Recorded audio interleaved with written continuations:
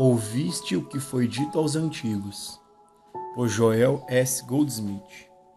A qualquer momento de nossa experiência terrena, não importa que seja aos 9, aos 19, aos 90, nós podemos empreender o retorno à casa do Pai. Não nos esqueçamos, porém, que podemos voltar ao estado edênico e continuar sendo a mesma pessoa que éramos ontem, com todas as nossas virtudes e falhas humanas, vacilando conscientemente entre o bem e o mal.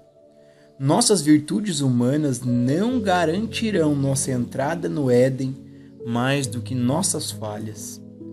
Temos que largar ambas, as falhas e virtudes, e vestir o manto do Cristo, subindo para além da criação mental do 2º capítulo do Gênesis, que nos acorrentou a lei do bem e do mal. A lei foi dada por Moisés, mas a graça e a verdade vieram por Jesus, o Cristo. Por centenas de anos antes de Moisés, os hebreus viveram um estado de servidão, com pouca ou nenhuma oportunidade de progredir em educação, cultura, religião, artes e ciências. E sob tais circunstâncias, não é de se admirar que vivessem com um senso de moral pouco desenvolvido. Para esse povo, Moisés representou um modo de vida mais elevado, a espinha dorsal daquele que traria mais tarde os 10 mandamentos. Se tais mandamentos fossem observados, a pessoa seria considerada o melhor tipo de cidadão que pudesse se esperar. E mais ainda, se observasse as leis da dieta e alguns outros poucos costumes, mereceria o título de bom hebreu. Se a lei fosse desobedecida, todo contraventor poderia esperar ser apedrejado ou excomungado.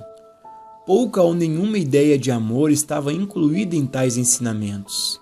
Eram ensinamentos estritamente sobre as leis éticas e morais.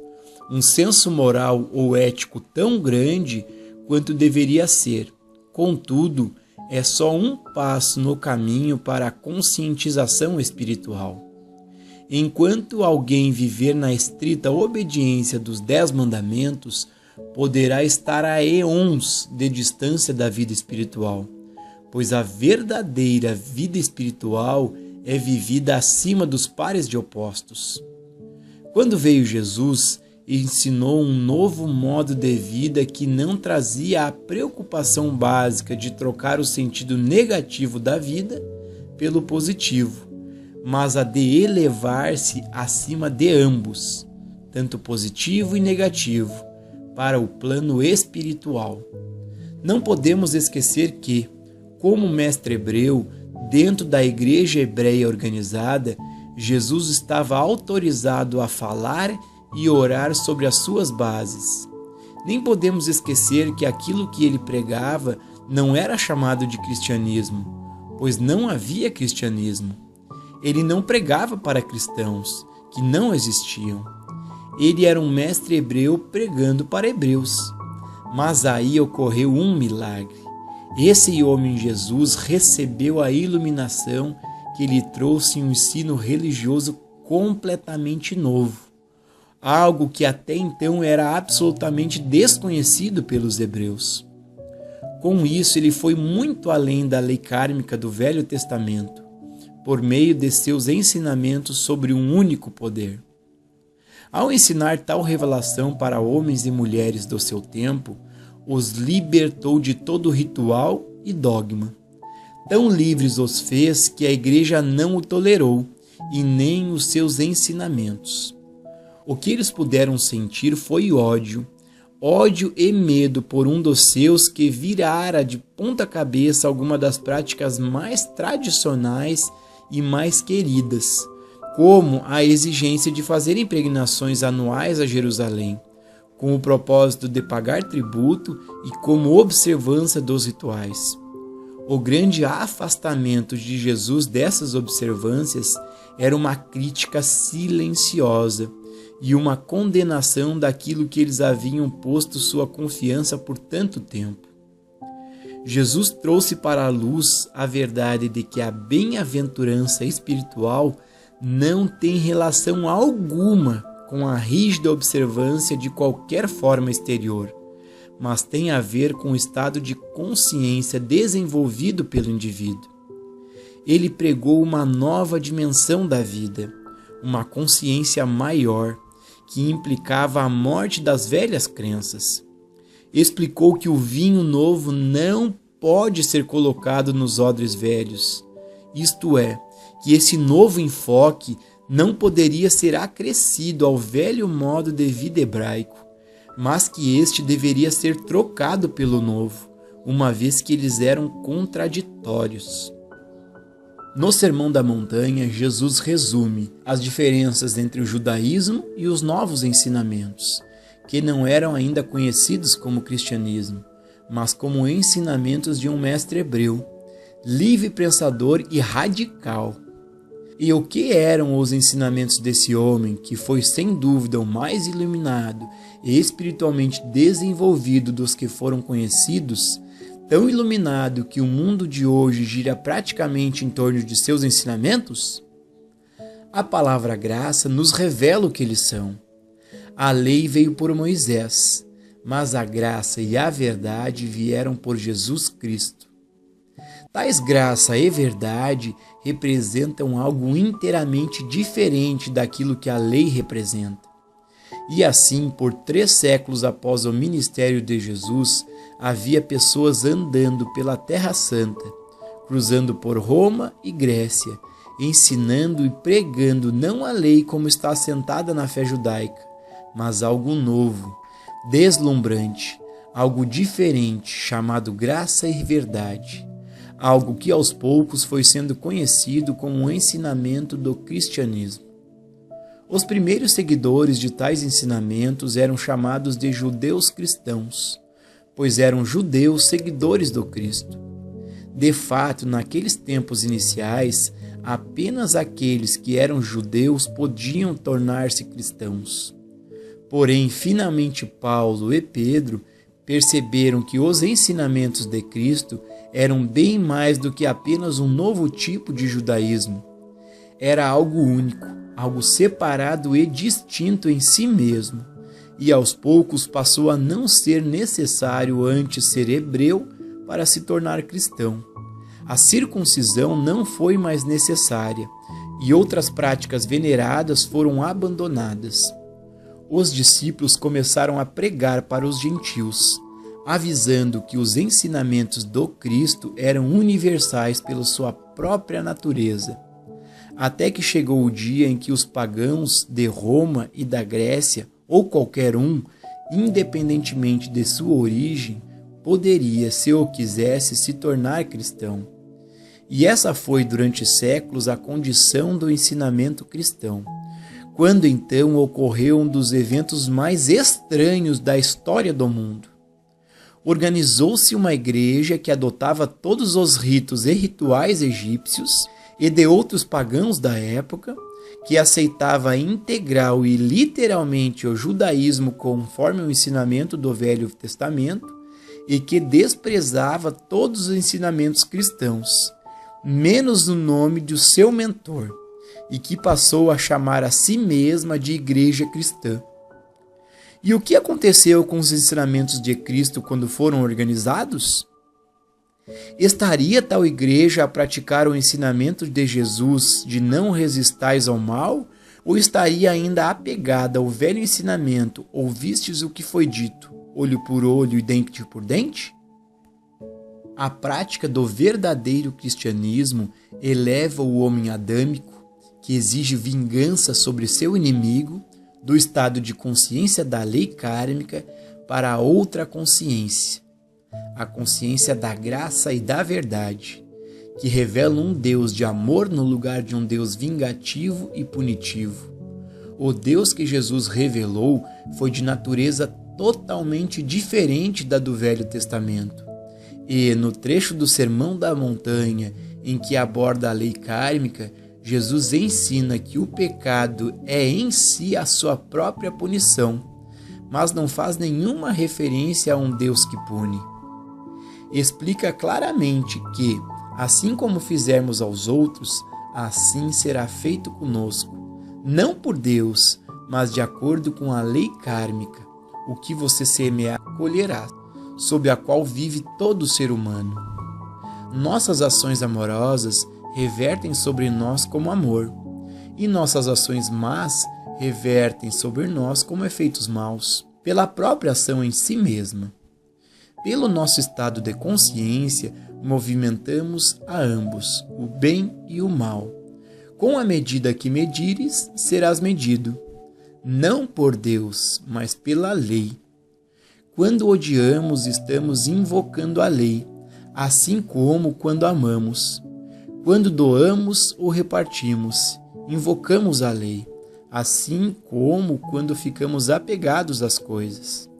De qualquer modo, a natureza é testemunha da veracidade dessa lei.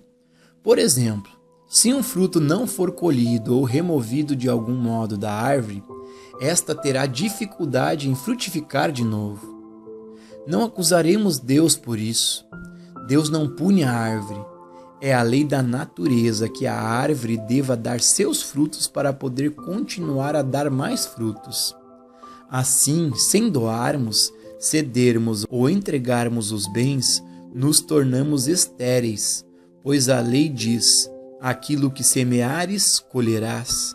E essa lei de semear e colher se aplica tanto aos indivíduos como às nações. Não há meio de evitar os efeitos punitivos das más ações. Não que haja um Deus que esteja a cuidar disso, mas porque essa é a lei kármica, que é posta em ação pelo agir de cada um. Tudo isto o mestre revelou na parte do Sermão da Montanha em que disse: ouvistes o que foi dito. Mas o mestre nunca ensinou que Deus pune, nem mesmo ao ladrão na cruz, nem à adúltera e nem ao cego de nascença. Sempre ele dizia: vá e não peques mais. Aquilo que sofremos de mal em nós mesmos, somos nós que o trazemos, e não Deus que nos inflige. Quando o cristianismo se tornou algo organizado, adotou o ensinamento de um Deus punitivo do Velho Testamento, talvez na vã esperança de amedrontar as pessoas para que ficassem boas. Porém, o que de fato ocorre é que o mesmo ensinamento, longe de impedir que se faça o mal, é provavelmente o responsável por muito dos pecados cometidos hoje no mundo. Os que fizeram o mal logo descobrem que não há nenhum Deus que lhe faça qualquer coisa. E essa evidência tampouco os convence de que Deus os punirá um dia pela omissão e pela perpetração. Se o homem fosse ensinado que é o mal feito que é a própria punição em si, compreenderia a interpretação de Jesus, o Cristo, da lei kármica, e estaria então preparado para aceitar o seu ensinamento maior de como superar a lei. É possível superar a lei kármica, varrer todas as punições de nossos enganos anteriores e viver sob a graça. Mas isso não pode acontecer com nenhum indivíduo ou com o mundo até que a lei kármica, como o mestre a explicou, seja apreendida e compreendida. Os feitos carregam em si o seu próprio prêmio e o seu próprio castigo, e não é necessário que haja um ato manifesto, pois o ato em si é apenas a manifestação do pensamento que o gerou. Assim, por exemplo, não é necessário roubar para trazer sobre si os efeitos da lei kármica. Basta pensar em roubar, e de fato nem mesmo isso é necessário.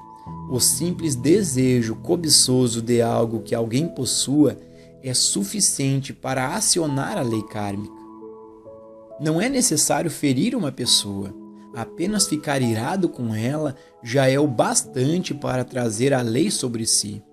As pessoas que estão no estado grosseiro de consciência não notam a repercussão da lei kármica tão rapidamente como aqueles que estão no caminho espiritual, que sofrem mais por infrações menores do que aquelas por faltas maiores, pois tem maior percepção do que é certo e do que é errado, e o menor desvio do caminho já aciona a lei.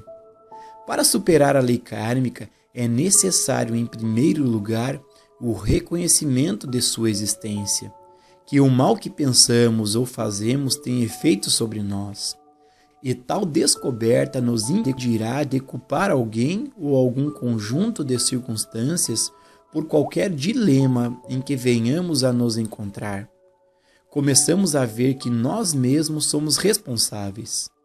Não há um misterioso Deus em alguma parte a atirar nossos erros contra nós, e sim nós mesmos determinamos os resultados da vida e compreendemos que provocamos o bem ou o mal que nos acontecem. Isso nos leva a não mais culpar ou condenar a outrem, a descobrir que ocorreu uma mudança em nós. Descobrimos que o estado de consciência que nos levou a agir erradamente, por descuido, impensada ou mesmo involuntariamente, pode ser mudado. Muito rapidamente aprendemos o que Paulo descobriu, que há dois seres em nós. Cada um de nós é de fato dual. Um é uma criatura que não está sob a lei de Deus, e outro é o Filho de Deus, que tem o Espírito do Pai morando nele. O bem que eu quero, eu não faço, mas o mal que eu não quero, eu faço.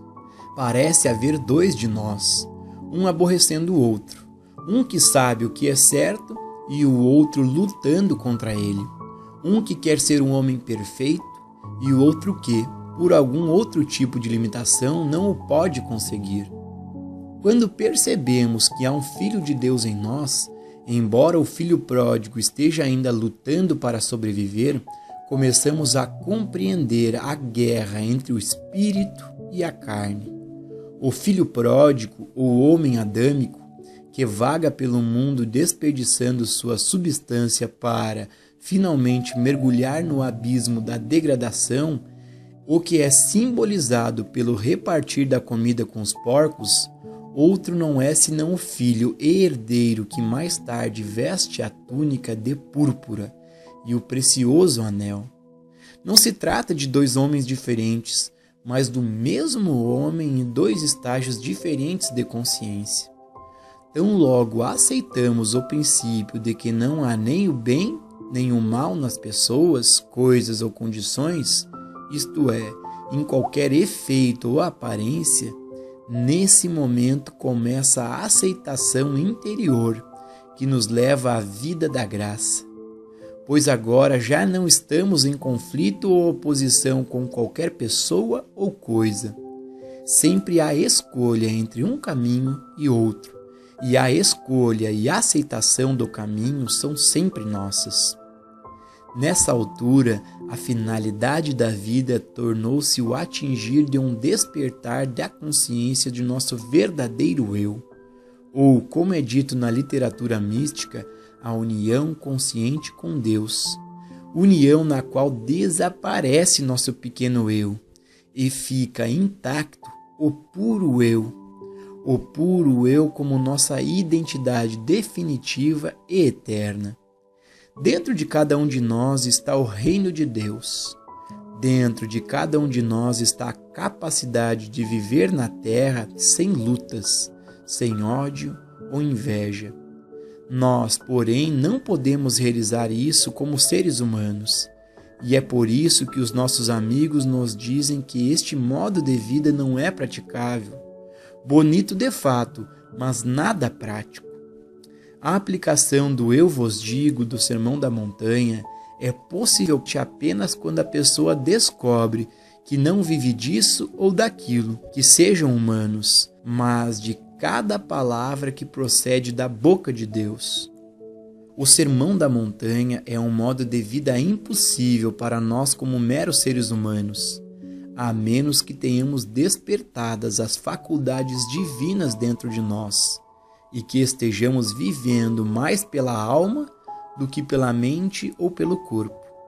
Então, como aceitamos a tarefa de amar nosso próximo como a nós mesmos e a Deus acima de tudo, admitindo em plena humildade que nós, por nós mesmos, nada podemos fazer, que não podemos nem mesmo ser bons, pois só há um bom, o Pai, e que nem mesmo existe nada que seja bom ou mal, estaremos assim no caminho místico, no caminho da união consciente com Deus. No Sermão da Montanha, que é a mais sublime mensagem jamais oferecida ao mundo, estão apresentados dois modos de vida opostos. Há o caminho do ouvistes o que foi dito aos antigos, caminho que o mundo está percorrendo até agora. E há também o caminho do eu, porém, vos digo, e a nova revelação de um viver pela graça divina.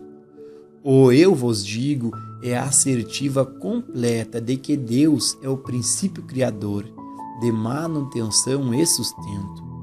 Esse é um modo de vida místico, no qual não somos atores, agentes ou figuras principais, mas em que há uma presença transcendente e o poder que o Mestre chamou de o Pai interno. No ouvistes o que foi dito, e na experiência do filho pródigo vivemos sob a lei, até então sob a influência da criação mental do 2º capítulo do Gênesis.